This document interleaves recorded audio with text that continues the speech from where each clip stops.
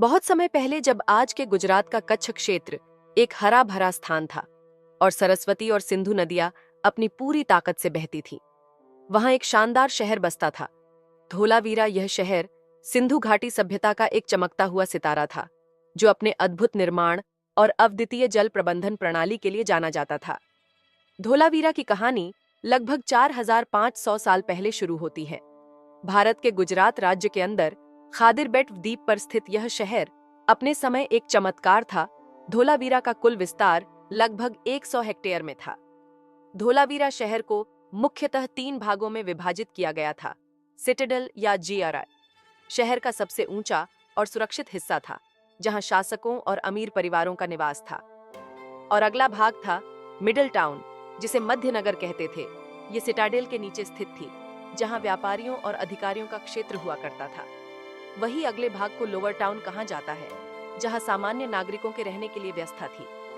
हर हिस्से की अपनी अलग अलग विशेषता थी, लेकिन एक बात जो पूरे जगह को जोड़ती थी वह थी इसकी जल प्रबंधन प्रणाली। धोलावीरा के लोग बारिश का पानी को स्टोर करने के लिए बड़े बड़े टैंक और जलाशय बनाए हुए थे, जो आज भी वैज्ञानिकों को चौंका देती है।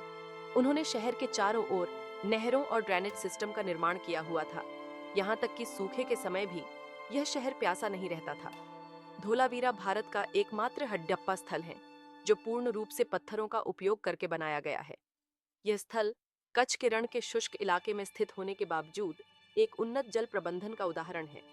यहाँ का महान जलाशय 79 मीटर लंबा और 7 मीटर गहरा है, जो सिंधु सभ्यता के तकनीकी कौशल को दर्शाता है। सिंधु सभ्यता का वह स्थल धोलावीरा ही है जहाँ व्यापार और संस्कृति फली फूली। धोलावीरा केवल एक आवासीय शहर नहीं था, यह एक व्यापारिक केंद्र था।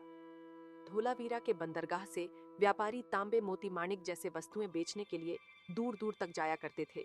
उस समय इनका व्यापार मेसोपोटामिया तक फैला हुआ था। धोलावीरा के लोगों को केवल व्यापार में ही नहीं, बल्कि कला और संगीत में भी माहिर थे। उनके बनाए मिट्टी के बर्तन और खिलौने आज भी उनकी रचनात्मकता की कहानी कहते हैं। धोलावीरा, हडप्पा तथा मोहनजोदड़ो के लोगों की भाषा क्या थी? वो कौन सी लिपि का उपयोग करते थे? अभी तक वो अज्ञात हैं। इनके लिपि में 400 बेसिक साइंस पाए गए हैं। सिंधु सभ्यता के लोग अपने जीवन चलाने के लिए कृषि और पशुपालन करते थे। धोलावीरा से ज्यादातर व्यापार ही हुआ करता था।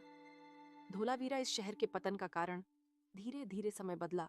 सरस्वती नदी सूखने लगी, बारिश कम होने लगी, शहर के जलाशय खाली होने लगे। समय के साथ जलवायु में परिवर्तन हुआ। फिर क्या था? धीरे धीरे लोग इस चमकते शहर को छोड़कर जाने लगे।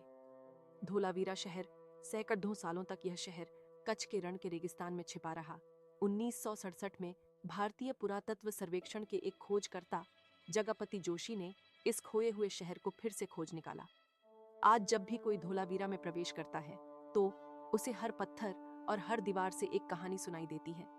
एक ऐसे समय की कहानी जब लोग अपनी मेहनत, बुद्धिमत्ता और तकनीकी कौशल से रेगिस्तान में भी जीवन का निर्माण कर रहे थे। धोलावीरा एक चमत्कार है जो हमारे इतिहास की अमूल्य धरोहर है। इस अमूल्य धरोहर को 2021 में यूनेस्को में शामिल कर लिया गया।